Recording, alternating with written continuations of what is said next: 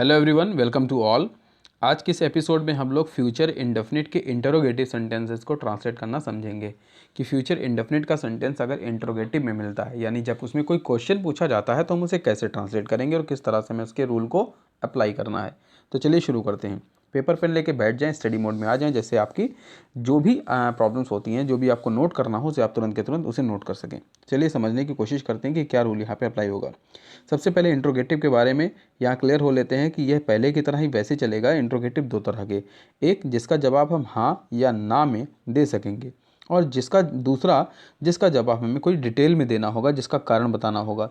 तो जिस प्रश्न का उत्तर हाँ और ना में दिया जा सकता है, यानी यस और नो कह के, उसे हम यस नो बोलेंगे, जो कि हेल्पिंग वर्ब से शुरू होगा सेंटेंस।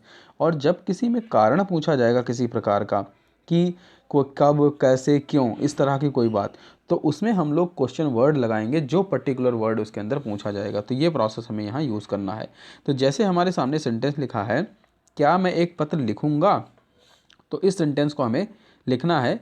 जवाब पहले सोचें इसका कि क्या जवाब होगा इसका।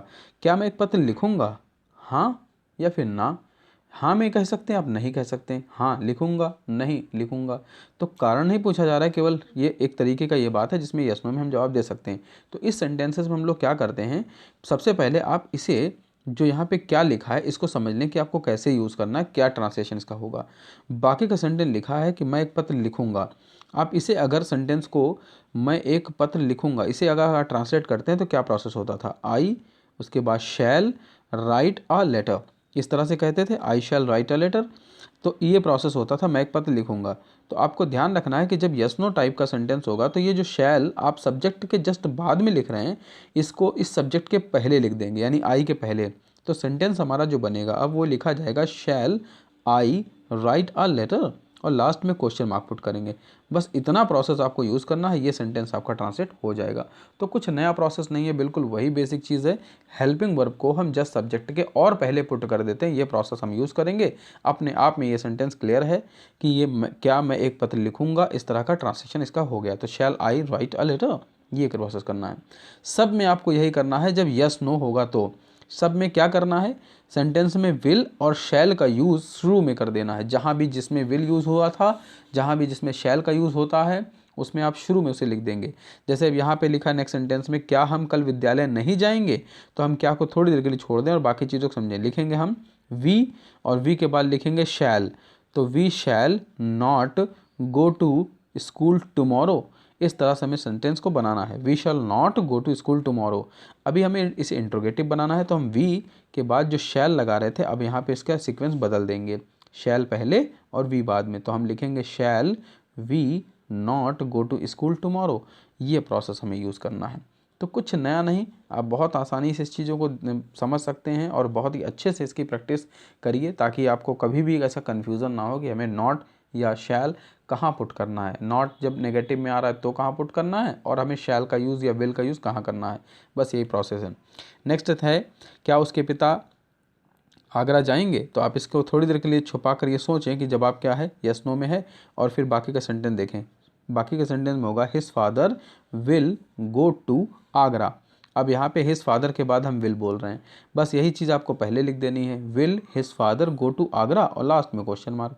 बड़ा सिंपल सा है प्रोसेस, आप इसको ऐसे करके ट्रांसलेट कर सकते हैं। Look at the next sentence, तुम मेरी आज्ञा क्यों नहीं मानोगे। तो क्यों पूछा जा रहा, अब यहाँ पे देखिए कारण पूछ लिया गया है, यहाँ पर उस तरीके का प्रोसेस नहीं है।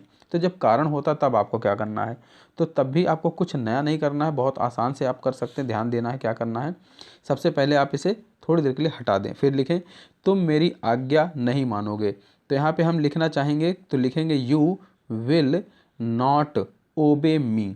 अब सेंटेंस में you will not obey me sentence का अर्थ आएगा कि तुम मेरी आज्ञा नहीं मानोगे, बट हमें इसे क्यों के अर्थ में निकालना है। तो अब हम लिखेंगे स्टार्टिंग में वाई, बिल्कुल शुरू में जो भी WH वर्ड होता है उसको आप बिल्कुल शुरू में सेंटेंस के लिख देंगे, यही चीज़ करनी है।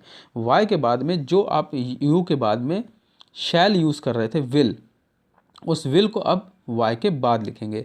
तो वाई विल यू, और फिर प्रोसेस जो चल रहा था नॉट ओबे मी, इस तरह से हम सेंटेंस को ट्रांसलेट कर लेंगे। तो प्रोसेस बिल्कुल सेम ऐसे हो जाएगा कि Y will you not obey मी, इस प्रोसेस से हम इस सेंटेंस को पुट करेंगे तो आसानी से वो चीज़ आप कर सकेंगे। देखिए पहले वाले में भी हेल्पिंग वर्ब शुरू में लगाना है आपको, will his father go to Agra. पहले उसके पहले भी जो था we shall we not go to school tomorrow. तो प्रोसेस आपको हर बार यही चीज़ करना है कि जो वर्ड्स हैं उनको आप कहाँ पुट कर रहे हैं, ये चीज़ आपको ध्यान रखनी है। तो कुछ नया नहीं है, कन्फ्यूज़न क्रिएट नहीं होना चाहिए दिमाग में। आप इस रूल को पूरा फॉलो करेंगे, बहुत अच्छे से इसको आसानी से कर सकेंगे। Look at the next sentence. क्या हम यह कार्य निश्चित रूप से नहीं करेंगे? तो जो प्रोसेस था उसमें यस नो वाला प्रोसेस चल रहा है, तो हम हेल्पिंग वर्ब को शुरू में लिख देंगे। तो यहाँ पे हम लिखेंगे will we not do this work.